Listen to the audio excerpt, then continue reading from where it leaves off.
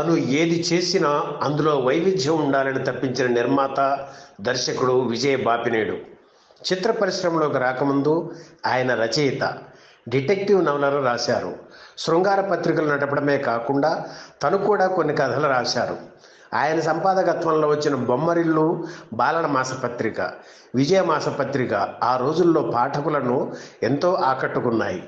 ముఖ్యంగా విజయ మాసపత్రికలో వచ్చే సినిమా రివ్యూలు చిత్ర ప్రముఖులకు చురకలు వేస్తూ పాఠకులను విశేషంగా ఆకట్టుకునేవి. విడుదలైన చిత్రాలకు గ్రేడింగ్ ఇస్తూ ఆ పత్రికలో రాసే రివ్యూల కోసం జనం, సినిమా వారు ఆసక్తిగా ఎదురు చూసేవారు. విజయ్ బాపినేడు అసలు పేరు గుత్తా బాపినేడు చౌదరి. గుత్తా బాపినేడు పేరుతో ఆయన మొదట్లో డిటెక్టివ్ నవలలు రాసేవారు. పెళ్ళయ్యాక భార్య విజయ్ పేరుతో కలిసి వచ్చేలాగా విజయ్ బాపినేడు పేరుతో రచనా వ్యాసంగం కొనసాగించారు. నిర్మాతగా, దర్శకుడిగా ఆయన సాధించిన విజయాలు, అపజయాల గురించి ఈ వీడియోలో చూద్దాం. తన స్నేహితుడు మాగంటి రవీంద్రనాథ్ చౌదరి సహకారంతో చిత్ర నిర్మాణానికి శ్రీకారం చుట్టారు విజయ్ బాపినేడు. శ్యామ్ ప్రసాద్ ఆర్ట్స్ బ్యానర్పై నిర్మించే చిత్రాలకు రవీంద్రనాథ్ చౌదరి నిర్మాత, విజయ్ బాపినేడు నిర్మాణత. ఈ పదాన్ని తొలిసారిగా ఆయనే ప్రయోగించారు. పేరుకు రవీంద్రనాథ్ చౌదరి నిర్మాత అయినా నిర్మాణానికి సంబంధించిన అన్ని వ్యవహారాలను విజయ్ బాపినేడే పర్యవేక్షించేవారు. చిత్ర నిర్మాణంలో ఆయన రాజీ పడని మొండి మనిషి. తక్కువ ఖర్చుతో ఎక్కువ లాభాలు పొందాలని చూసేవారు. ప్రతిసారి వైవిధ్యం కోసం బాపినేడు తప్పించేవారు. ప్రయోగాలు చేయడానికి ఆరాటపడేవారు. సినిమాను ప్రమోట్ చేయడానికి ఆయన అనుసరించే పద్ధతులు వినూత్నంగా ఉండేవి. సాధారణంగా ఆ రోజుల్లో నిర్మాత విడుదలకు ముందు పబ్లిసిటీ ప్రారంభించేవారు.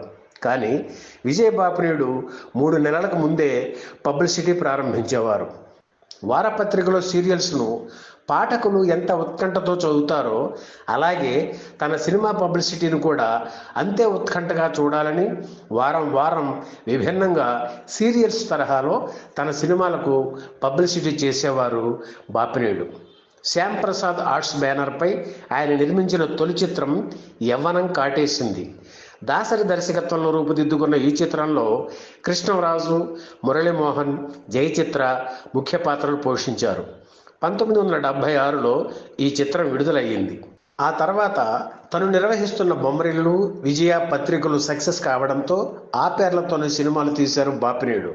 ముఖ్యంగా బొమ్మరిల్లు చిత్రం విడుదలైన 1978 ఏప్రిల్ నెలలోనే అక్కినేని నటించిన విచిత్ర జీవితం, హీరో కృష్ణ నటించిన ఏజెంట్ గోపి, శోభన్ బాబు నటించిన మంచి బాబాయ్ వంటి భారీ వర్ణ చిత్రాలు విడుదలయ్యాయి.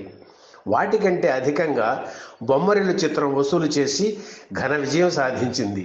సినిమా విజయానికి కలర్, సినిమాస్కోప్, తారాబలం ముఖ్యం కాదని ఈ విజయం నిరూపించింది. బ్లాక్ అండ్ వైట్లో మురళీమోహన్ హీరోగా రాజాచంద్ర దర్శకత్వంలో తయారైన బొమ్మరిల్లు చిత్రం ఆ సమయంలో బ్లాక్ అండ్ వైట్లో మరికొన్ని చిత్రాలు రావడానికి మార్గం చూపించింది. అలాగే విజయ చిత్రం కూడా. తను పుట్టి పెరిగిన ఏలూరు ప్రాంతానికి చెందిన తన స్నేహితుడు మురళీమోహన్ను హీరోగా నిలబెట్టడంలో విజయ్ బాపినేడు పాత్ర ఎంతైనా ఉంది. మురళీమోహన్ హీరోగా బొమ్మరిల్లు, విజయ, బొట్టు కాటుక చిత్రాలు నిర్మించారు విజయ్ బాపినేడు. ఇక మెగాస్టార్ చిరంజీవి సక్సెస్ జర్నీలోనూ సహప్రయాణికుడు విజయ్ బాపినేడు. వీరిద్దరి కాంబినేషన్లో 7 చిత్రాలు వచ్చాయి. ఇతర దర్శకుల దర్శకత్వంలో 12 చిత్రాలు నిర్మించిన విజయ్ బాపినేడు చిరంజీవి నటించిన మగమహారాజు సినిమాతో దర్శకుడిగా మారారు. అప్పటికే యాక్షన్ హీరోగా ఇమేజ్ సంపాదించుకున్న చిరంజీవి అందుకు భిన్నమైన పాత్రను ఈ చిత్రంలో పోషించారు.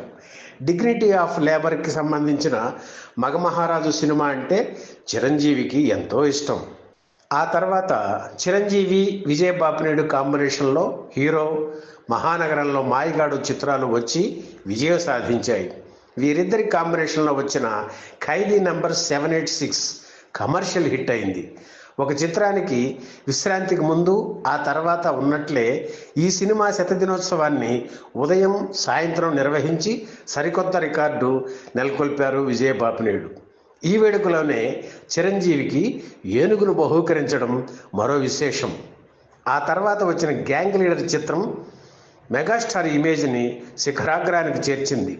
సంచలన విజయం సాధించిన ఈ చిత్ర శతదినోత్సవాన్ని ఒకే రోజు 4 కేంద్రాల్లో నిర్వహించి భారతీయ చలనచిత్ర చరిత్రలోనే రికార్డు నెలకొల్పారు విజయ్ బాపినేడు.